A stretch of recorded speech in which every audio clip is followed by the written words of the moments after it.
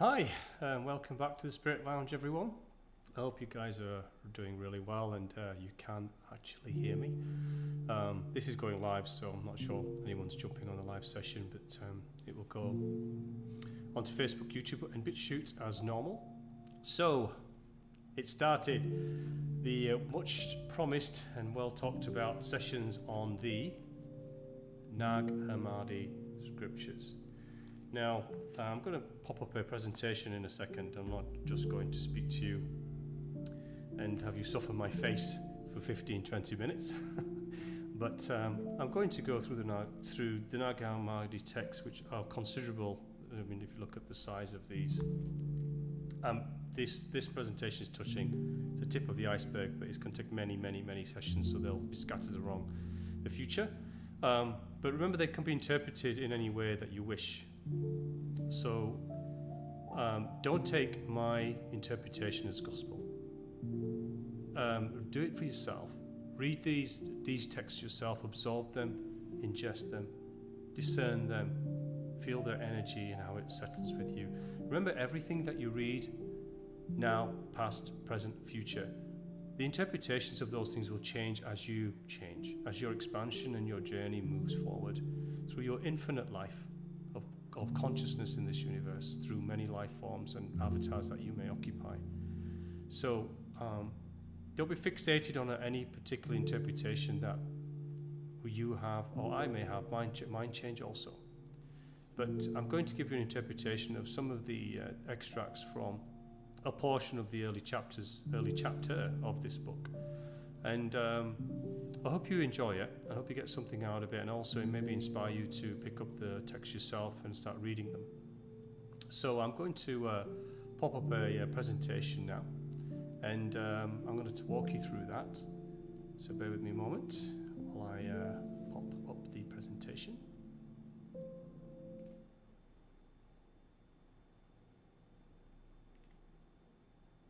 Okay, so let's get this full screen. Okay, I hope you can see this on full screen, like I can. So the Nag Hammadi Scriptures, just make sure this is working as I can see it. So let me just, hopefully you can see this in full screen. This is actually working out the way it's supposed to work out here in the moment.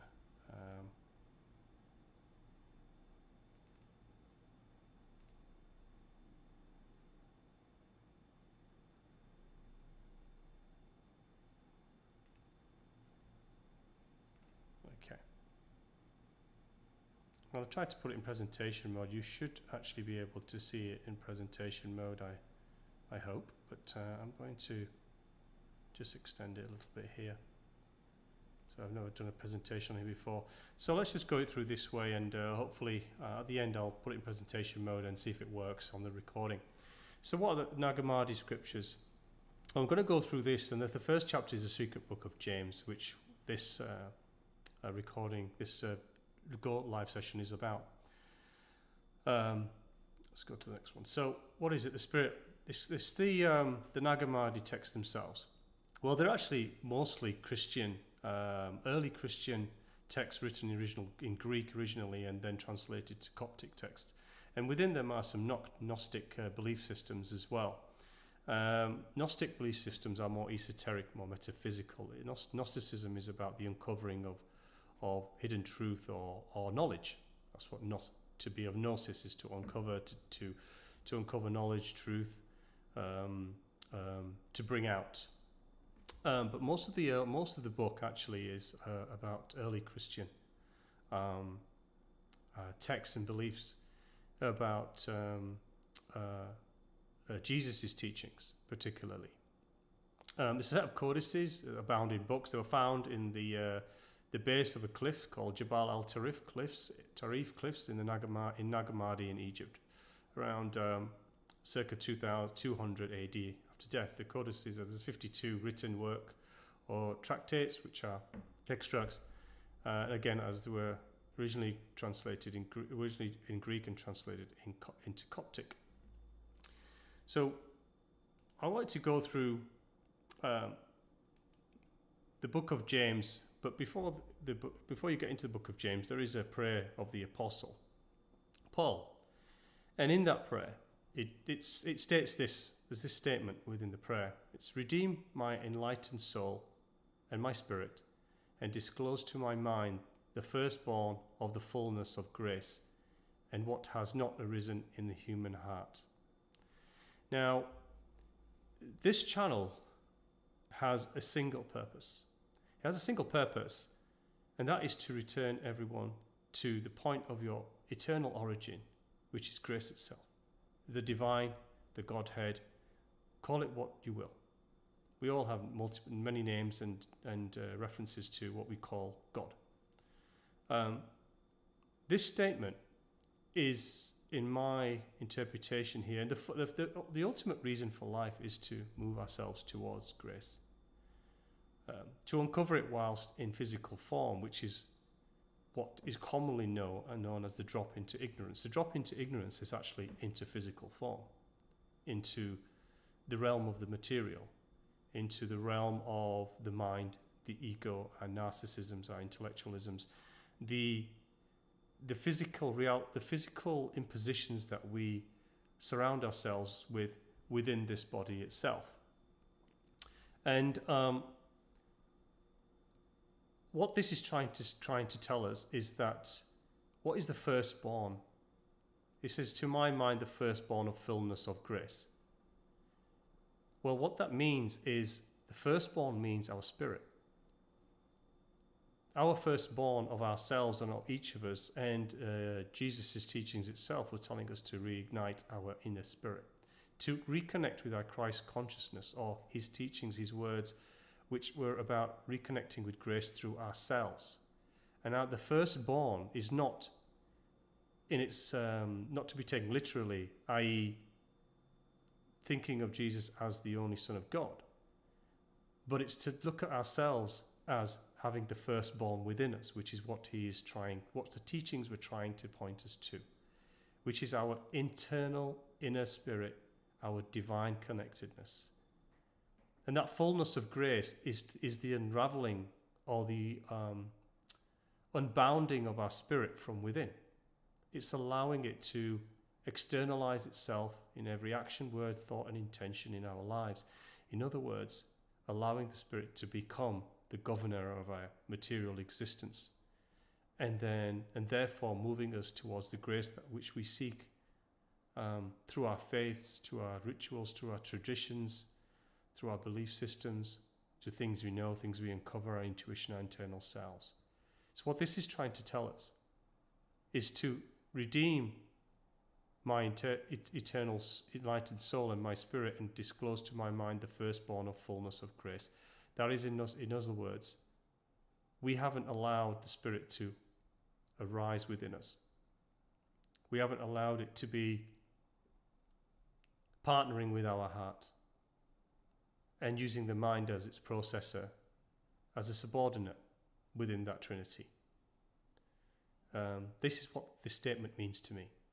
And that's what the translation is throughout most of the Nag Hammadi texts. If you read them not in their literal sense, but if we take each of the statements and the tractates within the Nag Hammadi texts themselves, then we will come to the understanding that they're actually talking about us moving into our inner selves, not something external to us. So this was an interesting one.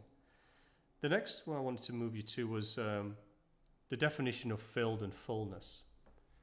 Filled and fullness pops up a lot in the early chapters of the Nag Hammadi texts. Filled, and this is an extract from the early chapters of the book. Filled through the fullness, through the revelation. To be filled with fullness is the release of Christ consciousness within, and release the realm of the Godhead that dwells within. Now that's my own interpretation there. But filled through the fullness, through revelation. What does that actually mean? To be filled through the fullness, through revelation. It isn't a revelation from our external selves. To be filled is to engulf oneself. The fullness that is directed to here is the fullness of the Spirit, is the fullness that we receive when we allow the Spirit to emerge and we fill ourselves with the energy and the love of the divine grace or the divine force. So to be filled is to allow the fullness of the Spirit to emerge from within us. And through the revelation actually is revealing the Spirit to our material ego selves by shedding what we have bound ourselves with, either through belief systems, indoctrinated belief systems, or very rigid religious systems, non-belief systems, nihilism, atheism, agnosticism. They're all belief systems in themselves. But what simple sentence is trying to say is, through the revelation of the Spirit, i.e. the reconnection of it through the journey into the self, to discover the Godhead within, we release the fullness of divine grace from within ourselves, which engulfs us with happiness, joy, contentment, peace, and love, which directs our action, word, thought, and intention in every millisecond of material life through our internal conscious existence of infiniteness. And therefore we are filled. We are filled through that fullness, through the act of revelation, which is the reconnection and the unleashing of this power of the inner Spirit. This is a very powerful, simple statement, and it simply means that release the Christ consciousness within, because that is the realm of the Godhead that we are all seeking externally from ourselves, but actually is within ourselves. I'd like to take you to this. So this was in the subsection of Jesus appears to Peter and James, and this was in the secret book of James, which is the very first major chapter in the book, in the Nag Hammadi Scriptures. And this is where they were having a conversation with Jesus himself. And I'll just read this statement to you. Jesus said, "No, but I shall return to the place from which I came. If you want to come with me, come."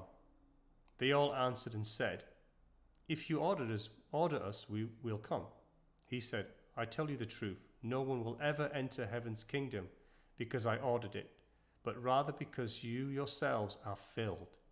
So I tell you, be filled and leave no place within you empty, or he who is coming will mock you." Now, the latter part of this, "he who is coming will mock you," that's up to your own interpretations. I'm not going to go into that latter part of the statement. But what this is telling you is a repeat. There are many statements within the Nag Hammadi text, particularly in the secret book of James, the chapter itself, which are repeats of the same message, because we must understand that the message is a simple one. It's repeated and passed on to us through different statements, different parts of the text, but the message is the same one, because there is only one message. It's a very simple one. The purpose of life is a very simple one. What this is trying to say is, no one will ever enter heaven's kingdom because I ordered it, rather because you yourselves are filled. This goes back to the text we read earlier. This is urging us to again look at ourselves and be filled with that fullness through revelation. Leave no place within you empty. What that means is engulf yourself with that internal movement into your true I, the I am state that is within us all. This is again moving us towards and urging us towards understanding this statement, which is telling us again to move into our Christ consciousness, our Krishna consciousness, our I am state that exists within all of us. If we move on from this, in the same secret book of James chapter, there is a a subsection called being filled and lacking. And this is a statement within there which I thought was very interesting. It says, be filled that you may not lack. Those who lack will not be saved. One who lacks is not filled in the way another who lacks is filled. But whoever is filled is brought to an appropriate end. This is a very, very interesting statement. It's very it has multiple interpretations and multiple meanings in this statement itself. So let's break this down into how I see this and how I feel this is what it's trying to tell us. Be filled that you may not lack. Those who lack will not be saved. What does that mean? Well, to be filled itself, I will tell you from my own personal experience, from my own internal journey, which has inspired the book that I wrote and this channel and the live sessions and the YouTube videos, Facebook videos, BitChute videos that I've released, are through the journey of my own. Started long time ago. And when you allow the revelation of your internal spirit, the reconnectedness and the fullness, that the energy of fullness, because remember it's divine energy that you're unleashing by allowing your internal spirit to express itself and to be filled, you don't feel lack. In fact, there's an incredible contentment and peace that comes with that journey. So there is no lack, because lack is a material feeling, because there is no immaterial energy to replace it. And when you just have material feelings, material energy, material awareness, then you will feel lack of the material, lack of money, lack of property, lack of love, lack of companionship, lack of physical things. And these things will overwhelm you. But if you are filled with a larger, much greater energy that comes from within,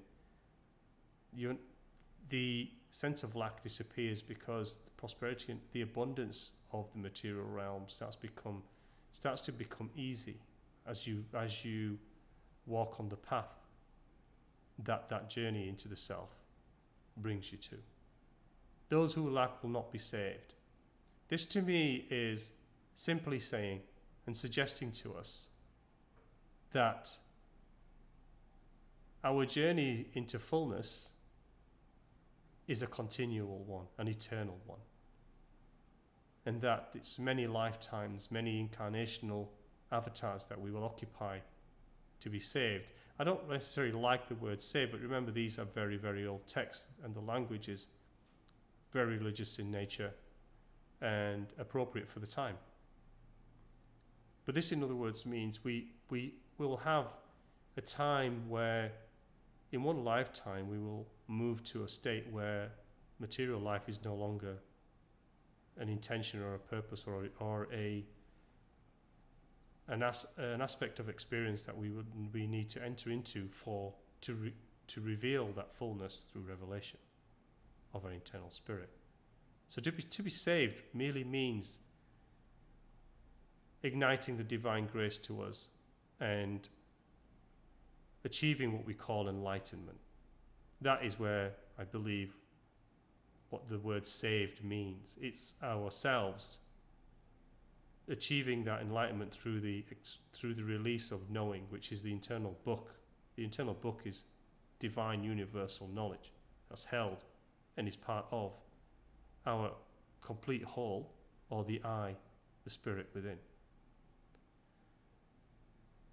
And to be brought to an appropriate end is the same, is directing us to the same interpretation. It's saying, it's an encompassing of eternal lifetimes or incarnational lifetimes where we embark upon the internal journey, which cannot be completed in one lifetime. But we have to start that journey, and it will transcend with us and then follow us down into future lifetimes until we achieve that appropriate end. What is that? That is moksha. That is the release from the cycle of rebirth through our own choice, through our own volition, because we have taken the choice, the free will choice, to continue on that infinite journey, infinite path of releasing the inner spirit, therefore achieving an appropriate end, which is enlightenment, the return and expression of divine grace whilst in human form. We also have this. This was in the Believe in My Cross, again in the secret book of James chapter. No one afraid of death will be saved, for the kingdom of death belongs to those who are put to death. Become better than I, be like the child of the Holy Spirit. I pulled this one out because this was interesting to modern times and what's going on in the world today. The fear of death is an interesting thing. And we all must take a look at ourselves in this statement. So I'm only going to give you my interpretation of this. And I will say one thing. The closer we are to that point of, the closer we move ourselves to understanding what the divine I is within us, the I am, and reconnecting with the infinite spirit and allowing it to govern our lives. In other words, that revelation. Allowing the divine force to engulf us, in other words, the fullness. And continuing on that journey to be filled, to use the words in this chapter. We understand what death really is. But if we remain in our material selves and exist only in the material selves and identify with the material selves, then death becomes a fear. Because what this statement is saying is that we do not end through death. We are eternal beings that continue on, and this avatar is a temporal thing that we choose for purpose and intentions that we only know ourselves. So there is no afraid. There's no fear of death because there is no death. And the kingdom of death belongs to our put to death. What does that mean? Well, that means the material self. To be put to death means to ignore, to dismiss that the infinite I exists, the I am exists. That we are just merely human material beings dictated by an external force with very little will over our own being, our futures. And that we are shepherded along by more greater forces in the material realm. This is what it means to be put to death, because that's what it's saying here. For the kingdom of death belongs to those who are put to death. Become better than I, become the child of the Holy Spirit. A child is our younger selves eager to learn, eager to embrace, eager to become. And the Holy Spirit is our teacher. So be the child of the Holy Spirit, your own Holy Spirit, your own divine I, and allow that to teach the inner child, which is you, and to guide you and to become unified with it, because that is what you truly are, ultimately. The next part was also in the head of prophecy subsection. Be eager for the word. The first aspect of the word is faith, the second is love, and the third is works. And from these comes life. This is how you can acquire heaven's kingdom for yourselves. Unless you acquire it through knowledge, you will not be able to find it. Again, multiple meanings in this. Be eager for the word. Okay, this is a common. The word word is used commonly within in the secret book of James. What the word means is the logos. The word is be eager to receive the word of the logos, the word of the divine, teachings, expansion. And the three aspects of it are faith, second is love. Yes, repetition is faith. To understand that once you reconnect that the divine, we are the divine, we are connected with the divine. I want to point to the third is works. That is becoming for me. That is everything what we uncover through the path within. We need to become that path. Yes, you develop internal faith, not through a book or a religion or a rabbi, priest or pope, but that internal reconnection with our internal selves. And expressing divine love, but the third is works. That means to become what it is that we're discovering. To allow it to be our governor, to be our guide, to be the force that which drives our actions, words, thoughts and intentions. And not just merely practicing what we discover, but becoming what we discover through our works. And therefore achieving what we are seeking, which is true life expression. And this is through knowledge. You will not be able to find it. That knowledge is the divine book within, the energetic book that we are seeking to open from within ourselves. And again, that is through the internal journey, the reconnection with the I, silence, prayer, meditation, whatever mode or modality, process or methodology that suits you. You'll be able to open this internal book, which is an energetic book. Information is just energy. Energy is interpreted by us and sent to us and interpreted through our bodies by our mind, but passed to it through our spirit and our heart.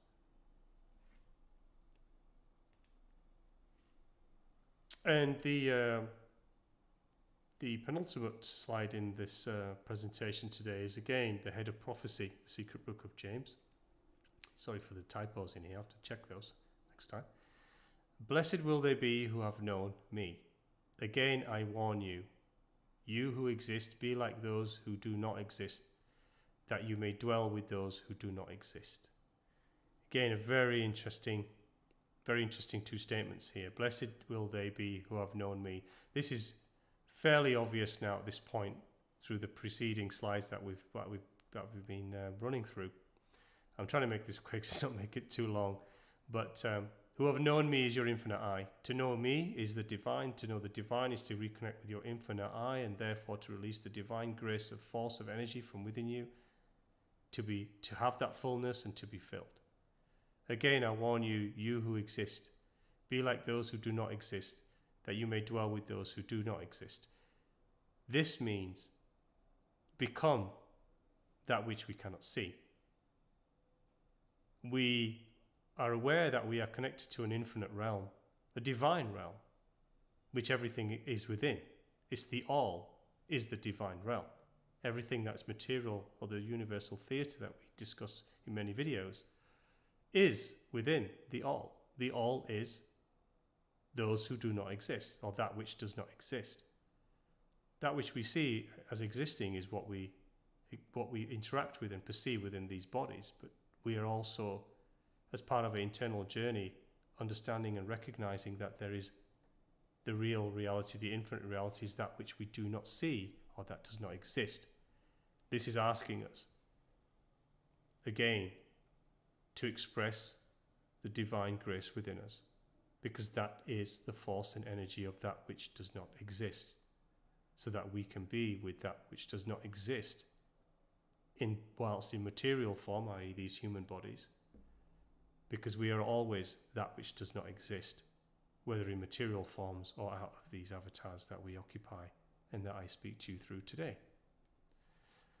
So I think take these statements as you will. I think the Nag Hammadi Scriptures are very interesting. I'm enjoying going through those, but they do require you to read them multiple times. Sometimes the one or two paragraphs that you may find interesting, or a statement, because it's not a book that you can read academically. It's something that you must ingest the words within, and sometimes reread them, and take your time to internally study what is being presented in the book. And remember, it is a book. It's written by man, by humanity, like all books are. And they are not the be and end all of truth. but they have truth within them all. And we need to be open to understand what the interpretations are, but also be open to be aware that these interpretations will change over time. As we expand within ourselves, we may move from the literal sense of what we read to the more metaphysical, esoteric meaning that is within those lines and between those lines that we read. So be open to the non-standard, mainstream, often religious interpretations of things that are sending you externally to seek what it is that is actually internal. And what I've pulled out here is trying to provide a non-personal view of what I think the ultimate message is and the ultimate purpose to life in itself for everything that exists, animate, inanimate, conscious or unconscious. So I hope you enjoyed this, and I'd like to leave you with one more statement here. I'm going to full screen this and see if this works on the video later. I love this statement. I love this quote from Mahanji, and I'll read it. True spirituality is transformative spirituality, that which transforms you. We follow rituals, we follow gurus, priests, popes, rabbis. The list can go on. We follow various activities, but unless transformation happens in life, it is just an activity. And this statement cannot be more true. We are urged, even through the texts that we've reviewed today, we are urged to become what it is that we discover. Not to just practice what we discover, but we are urged to become what we discover. It's critically important to understand this, because until we actually become what we discover through our actions, words, thoughts and intentions, and it's driven, the Spirit is reconnected to the revelation of the Spirit within, the Christ consciousness within, the Krishna consciousness within, the divine force of grace within, which is your internal I, the I am that resides within you. And aligning that as a partnership with our heart, which is our love force, and combining that with the third in the Trinity of the mind, which is the vessel of the body, which is the shaft of the pole between them all, and allowing that to become what you are. This world and everything around it will change for you in your perceptions. Being driven and understanding what we exist and what we experience through the divine sight that we have within us, we just simply need to uncover, will allow us to become what it is we discover. So the transformation must happen in life, i.e., the transformation must become an intrinsic part of how we experience life and express and perceive within it. Otherwise, it just becomes a practice. It just becomes something that we become self-righteous and virtuous about, that we practice something, but we don't actually become it. And if we don't become it, going back to the statement before, we will keep repeating lifetimes until we do, which is the part about being saved and being like those who do not exist.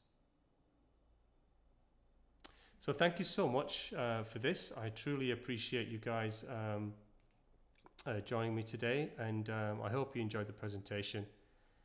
I'll just put webcam on there again. I hope you enjoyed the presentation.